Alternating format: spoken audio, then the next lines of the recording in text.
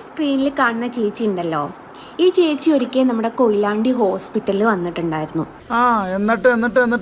എന്നിട്ട് ഈ ചേച്ചി വിവാഹം കഴിച്ചിട്ടില്ല എന്നാ തോന്നുന്നത്. ആണോ? ഭയങ്കര പിടിക്കേണ്ടടുത്ത് പിടിച്ച് നീ വീണ്ടും നുഴഞ്ഞു കേറിയല്ലേ?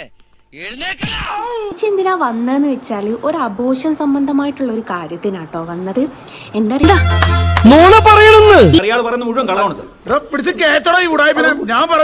സത്യം. അപ്പൊ ചേച്ചിയുടെ നാട്ടിലെവിടെയും ഈ അബോർഷൻ ചെയ്തു കൊടുക്കാത്തത് കൊണ്ട് നമ്മുടെ കൊയിലാണ്ടിക്ക് വന്നിട്ട് അയ്യോ എന്നിട്ട് എന്ത് പറ്റി? കുടുംബത്തെ കയറ്റം കൊള്ളൂലവനെ.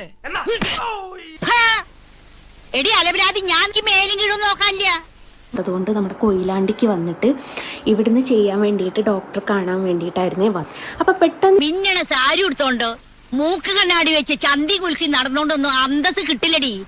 ആ ഗുണം ജനിക്കുമ്പോഴേ കിട്ടണം. ഒരു കല്യാണം പോലും കഴിയാത്ത ഒരു പെൺകുട്ടിയെ പറ്റിയിട്ട് ഇത്രയും തോന്നിവാസം വിളിച്ച് പറഞ്ഞ നിങ്ങൾ ഇത് വെറുതെ വിടാൻ പറ്റുന്ന ഒരു കേസല്ല. എടി പൂലന്തേവിയുടെ മോളെ, സൂക്ഷിച്ച് സംസാരിച്ചില്ലെങ്കിലേ വേളാങ്കി കപ്പലിൽ കാന്താരി മുളക് കൂട്ടി പിടിക്കണമാര് പിടിക്കാ പിടിക്കാണ്ടല്ല, നീ ഉറങ്ങിയപ്പോ. ഓ, നിന്നൊക്കെ സഹിക്കണം നിങ്ങളുടെ കെട്ടിയോമാരെ മുക്കാലി കെട്ടിച്ചടിക്കണം. കല്യാണം പോലും കഴിയാത്ത ഒരു പെൺകുട്ടിയെ അവളുടെ ഭാവി അടക്കം ബാധിക്കുന്ന രീതിയിൽ നിനക്ക് ഞാൻ വെച്ചണ്ടടി അമ്പടി. നിനക്കെന്റെ സ്വഭാവം അറിയില്ല അല്ലേ? ലക്ഷക്കണക്കിന് അല്ലെങ്കിൽ കോടിക്കണക്കിന് ആൾക്കാർ യൂസ് ചെയ്യുന്ന ഈ ഒരു സോഷ്യൽ മീഡിയ പ്ലാറ്റ്ഫോമിൽ വന്ന് പച്ച അപരാധം വിളിച്ച് പറഞ്ഞ നിങ്ങളെ പോലെയുള്ള സ്ത്രീകളെ അറസ്റ്റ് ചെയ്ത് ജയിലാക്കണം. കേസ് കൊടുക്കണം പിള്ളേച്ചാ, പോലീസ് അന്വേഷിക്കട്ടെ. അതെന്താ ഈ നാട്ടിൽ ക്രമസമാധാനം ഇല്ലാതായോ? ഇത്രയും തരം താഴ്ന്ന് ഇത്രയും മോശമായ രീതിയിൽ ഒരു സ്ത്രീകളെ പറ്റിയിട്ടും പറയാൻ പാടില്ല. സ്മൃതിയാണ് ആ പെൺകുട്ടി. മാഡം അങ്ങനെയുള്ള ഒരു പെണ്ണാണെന്ന് എനിക്ക് തോന്നുന്നില്ലേ. അങ്ങനെയൊക്കെ പറയുന്ന മോശമല്ലേ? ആ പെണ്ണിനെ പറ്റിയിട്ട് പച്ച അപരാധമാണ് വിളിച്ചു പറഞ്ഞിട്ടുള്ളത്.